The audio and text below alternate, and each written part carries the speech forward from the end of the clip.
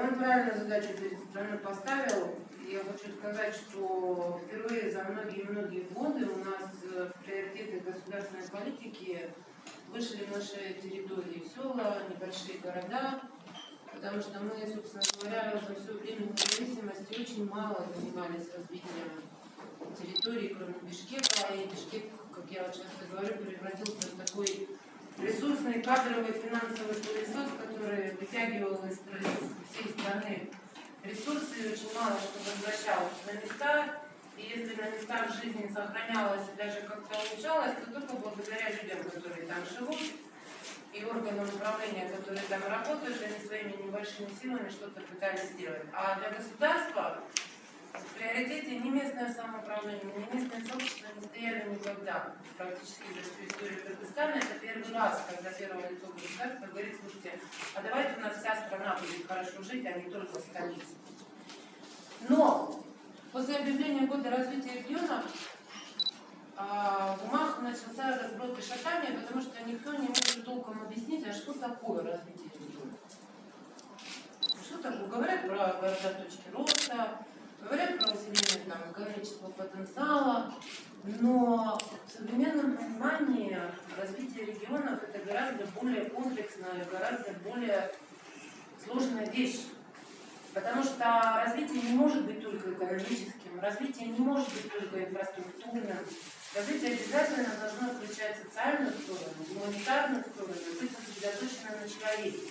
Если мы построим 50 заводов, 10 аэропортов, это еще совершенно не значит, что гражданам нашим от этого сразу станет легче жить. Да? То есть где живет человек? Человек живет в городе или в селе, и он в этом городе или в селе хочет получать услуги и ощущать то качество жизни вот одинаково по всей стране, да? Независимо от того, в деревне ты живешь, в селе ты живешь, в городе небольшом ты живешь, или ты живешь в одной столице. Тебе Конституция гарантирует равный доступ к социальным услугам, услугам образования, здравоохранения и так далее. Но механизмов вот этого развития региона пока не видно и не слышно, но органы местного самоуправления, они сами сегодня начинают думать о том, что мы можем сделать вот для того, чтобы развитие регионов носило комплексный характер. Да, чтобы мы не только беспокоились об инфраструктурной составляющей развития бизнеса и экономики, а думали об условиях жизни для граждан.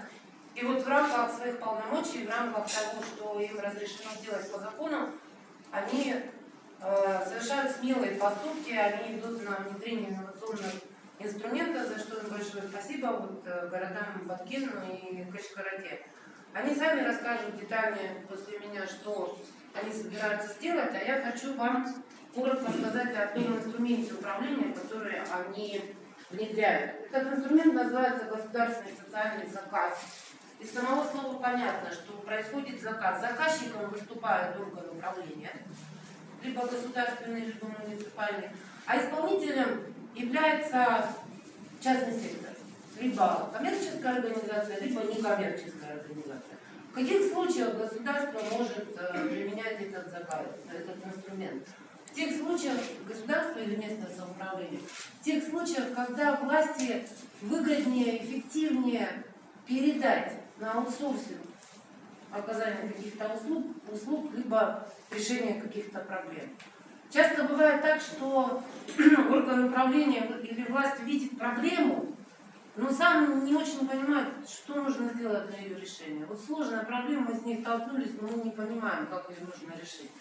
Тогда объявляется конкурс общественно полезных проектов, и уже частный сектор в лице, например, некоммерческих организаций может предложить решение этой проблемы.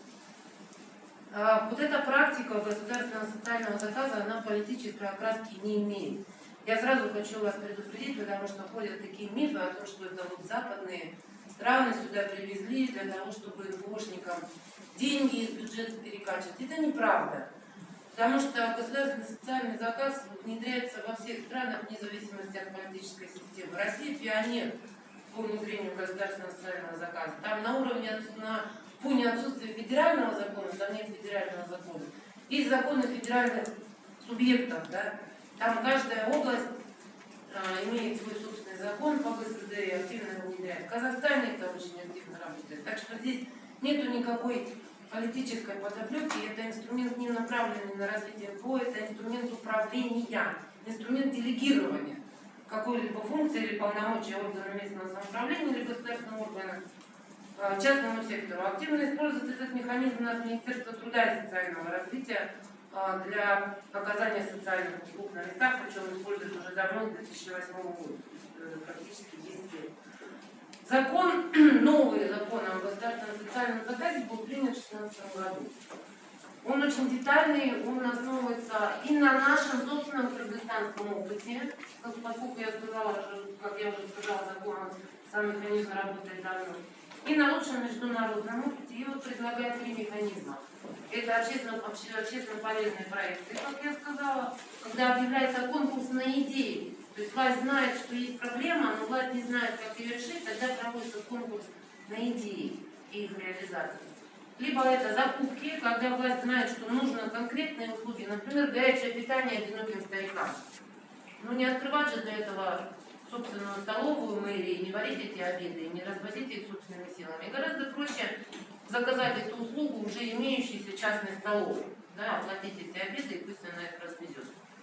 И третий механизм – это ваучеры, это талоны, когда фактически тоже нуждающимся, вот Бишкек использует, например, раздает малоимущим ваучеры на посещение парикмахерской.